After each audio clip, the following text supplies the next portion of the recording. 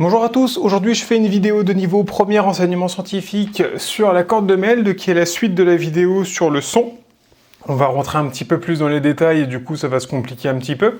Dans cette vidéo, je vais vous expliquer un petit peu le fonctionnement d'une corde de guitare ou d'une corde d'instrument de musique. Évidemment, c'est un modèle très simplifié et l'objectif en fait est de comprendre la notion de fréquence fondamentale et de résonance entre autres. Alors, dans cette animation, j'ai accès à plusieurs choses. J'ai une corde ici qui est fixée aux deux extrémités, un petit peu comme dans une guitare par exemple. Ici, un vibreur sur lequel je peux régler la fréquence de vibration, et je vais pouvoir voir du coup la réponse de ma corde à cette vibration. Pour l'instant, on voit qu'on est sur du 5 Hz et que j'ai très peu de vibration. À droite, j'ai la corde qui est bloquée avec grâce à une masselotte dont je peux régler la masse qui me permet du coup d'augmenter la tension de la corde et du coup de la rendre de plus ou moins tendue et voir un petit peu les conséquences que ça a. Et je peux aussi faire varier la longueur de la corde pour voir également les conséquences que ça va avoir. Alors, pour commencer ici, vous voyez que pour l'instant, quand on fait vibrer la corde à 5 Hz, j'ai très peu de réponse. Qui dit très peu de réponse dit du coup très peu de son, et du coup en fait ma corde de guitare ne va pas vibrer à 5 Hz. Ce qui fait que le son de 5 Hz ne va pas être produit. Alors bon, je vous rappelle qu'on entend entre 20 et 20 000 Hz, donc pour l'instant le son n'est pas audible ici, mais faut imaginer qu'on fasse cette animation sur des fréquences plus élevées, mais ça n'a pas d'importance pour l'exemple. Alors si j'augmente la fréquence, que se passe-t-il? Au bout d'un moment, je vais l'augmenter, là ici j'arrive à 5,9 Hz, et j'arrive sur une fréquence très particulière, qu'est-ce qu'on appelle la fréquence de résonance. Alors la fréquence de résonance, qu'est-ce que c'est? C'est la fréquence à laquelle je vais avoir un maximum de réponse de ma corde. Si vous allez un tout petit peu plus loin, vous allez voir, voilà, ça y est, à 6,3 Hz, je perds cette résonance et du coup, la corde réagit beaucoup moins. Et si j'augmente encore un petit peu ici, voilà, la corde réagit quasiment plus du tout comme à 5 Hz tout à l'heure. Donc il se passe vraiment quelque chose à 5,9, entre 5,9 et 5,8 Hz là, et c'est ce qu'on appelle donc du coup la fréquence fondamentale de résonance. Fréquence fondamentale qui normalement doit pouvoir vous parler, parce que la fréquence fondamentale c'est notamment la caractéristique de chaque son, c'est ce qu'on essaye de retrouver à chaque fois pour retrouver la note de musique qui est jouée. Donc quand vous allez ici faire vibrer cette corde, eh bien elle va produire un son à 5,8 Hz. De fréquence fondamentale 5,8 Hz, qui est ce qu'on appelle aussi le premier harmonique. Maintenant, ce qui va être intéressant en fait, c'est de voir les harmoniques de ce son. Les harmoniques, qu'est-ce que c'est? Ce sont du coup des multiples de la fréquence que l'on trouve par des multiplications par des nombres entiers. C'est-à-dire qu'en fait, si je veux le deuxième harmonique, je vais multiplier 5,8 par 2. Si je veux le troisième harmonique, je vais multiplier 5,8 par 3, et ainsi de suite. Et en fait, les harmoniques, qu'est-ce que c'est? C'est ce qui va donner le timbre au son de l'instrument de musique. C'est-à-dire que si vous jouez une même note avec une guitare ou un instrument, par exemple, comme un piano, vous n'allez pas avoir au final le même son. Parce que tous les deux instruments-là, ont certes la même fréquence fondamentale que l'on voit ici, mais n'ont pas les mêmes harmoniques qui sont utilisées après derrière.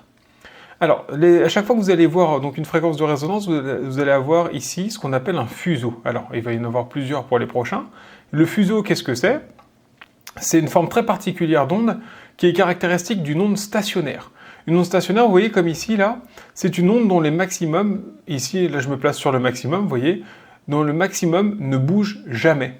Finalement, d'habitude, on a l'habitude de voir des ondes progressives qui sont des ondes pour lesquelles les maxima bouge de gauche à droite ou de droite à gauche, peu importe. Bref, on voit une certaine progression dans l'espace. Ici, je n'ai pas de progression dans l'espace. Et ça, c'est caractéristique donc stationnaire que l'on retrouve entre autres du coup quand une corde est fixée à deux extrémités. Alors, si j'augmente maintenant la fréquence et que je vais chercher du coup ce deuxième harmonique, cette harmonique du coup va être égale à 2 fois 5,8, c'est-à-dire à peu près 11,6, 11,8, voilà, 11,8 Hz ici. Je m'aperçois que j'ai du coup une nouvelle fréquence de résonance, caractérisée par deux faisceaux, caractéristique du coup du deuxième harmonique évidemment. Je peux aller ensuite au troisième harmonique et ainsi de suite, cette animation peut me permettre de toutes les voir. Donc voilà, là j'arrive au troisième harmonique, qui est ici, puis quatrième, évidemment à chaque fois je vais avoir une baisse d'intensité, c'est pour ça qu'on les verra de moins en moins, mais bref, en tout cas, on peut quand même les voir sur cette animation. Donc là, j'ai le troisième harmonique qui est égal à 3 fois la fréquence fondamentale. Encore une fois, ces harmoniques permettent de modifier le timbre de l'instrument de musique. Alors maintenant, ce qui va être intéressant, parce que du coup, notre corde, ça veut dire quoi? Ça veut dire qu'elle va pouvoir produire toutes les fréquences multiples de 5,9 Hz. Donc 2 fois 5,9, 3 fois 5,9, 4 fois 5,9, etc. Toutes ces fréquences-là vont pouvoir être produites. Par contre, toutes les fréquences intermédiaires, par exemple, je ne sais pas, mais 8 Hz, 8 Hz ne pourront pas être produits. Et donc du coup, ma corde va se spécialiser pour une note de musique particulière. Si je veux d'autres notes de musique, et bien dans ce cas-là, il va falloir que je fasse d'autres cordes. Voilà pourquoi tous les instruments à cordes ont toujours plusieurs cordes. Alors, moi je vais pouvoir agir dans un premier temps là sur la longueur de la corde. Là par exemple, pour l'instant elle fait 90 cm, ma corde, qu'est-ce qui se passe si maintenant elle fait 80 cm? Eh bien on va regarder un petit peu. En faisant 80 cm, je vois tout de suite déjà que pour 5,9 Hz, je n'ai plus la résonance que j'avais tout à l'heure. Je ne retrouve plus le faisceau. Donc ma fréquence de résonance a bien changé. Maintenant, il va falloir essayer de voir, est-ce que la fréquence de résonance a augmenté ou est-ce qu'elle a diminué?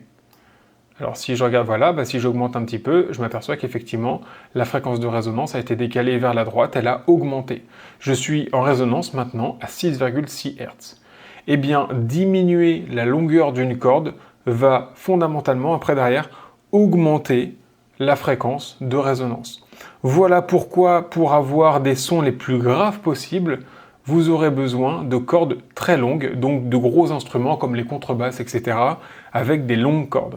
Et à l'inverse, quand vous voulez des sons qui sont très aigus, ou plus aigus en tout cas, eh bien vous aurez besoin de cordes courtes, donc plutôt tout ce qui va être violon, donc de petits instruments de musique.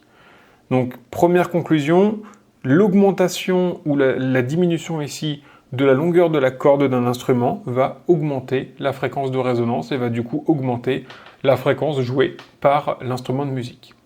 Maintenant, je peux aussi faire varier la masse au bout, c'est-à-dire la tension de la corde. Vous savez, c'est les petits papillons au bout des guitares qui vont permettre de tendre plus ou moins la corde. Si je double cette tension, je m'aperçois déjà que je n'ai plus la résonance comme je l'avais tout à l'heure. Donc elle a encore été modifiée. Alors je vais regarder un petit peu où est-ce qu'elle a été modifiée. J'augmente la fréquence et là ça y est, je retombe sur la résonance à 9,4 Hz.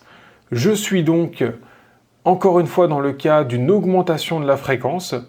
Je m'aperçois donc qu'en tendant davantage la corde, je vais avoir une fréquence plus élevée. Voilà pourquoi les tensions sur des cordes de guitare ne sont pas toutes les mêmes. Heureusement, parce que sinon elles joueraient toutes les mêmes notes puisque toutes les cordes de guitare ont la même longueur. Donc comme elles ont toutes la même longueur, le seul facteur sur lequel je peux jouer, c'est la tension des cordes. Et en jouant sur la tension, je vais pouvoir jouer sur la fréquence de résonance qui va me permettre derrière d'avoir un son plus ou moins aigu. Voilà pour ces explications de la notion de non stationnaire, de fondamental, d'harmonique et du coup du son produit par les instruments de musique. J'espère que ça a été assez clair et je vous dis à la prochaine vidéo.